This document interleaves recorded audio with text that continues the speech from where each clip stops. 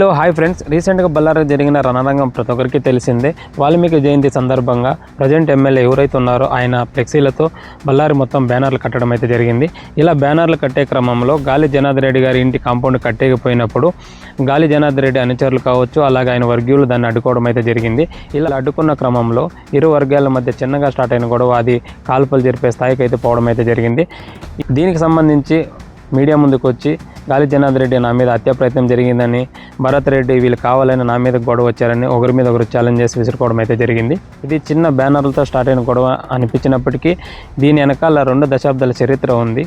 ఇది రాజకీయ పోరు, ఇది ఒక ఆధిపత్యం పోరు, 2 దశాబ్దాల చరిత్ర దాగి ఉంది. ఆ చరిత్ర ఏమి అనేది నేను నెక్స్ట్ వీడియోలో కవర్ చేస్తానండి. ఈ వీడియో గురించి మీ అభిప్రాయాన్ని కామెంట్ ద్వారా తెలియచేయండి. అలాగే నెక్స్ట్ వీడియో మీరు మిస్ కాకుండా ఉండాలంటే దయచేసి మన ఛానల్ని సబ్స్క్రైబ్ చేసుకోండి. అలాగే మీ ఫ్రెండ్స్కి ఫ్యామిలీకి షేర్ చేసి సపోర్ట్ చేస్తారని ఆశిస్తాను. ఓకే అండి, నెక్స్ట్ వీడియోతో కలుద్దాం. అంతవరకు టేక్ కేర్, బై బాయ్.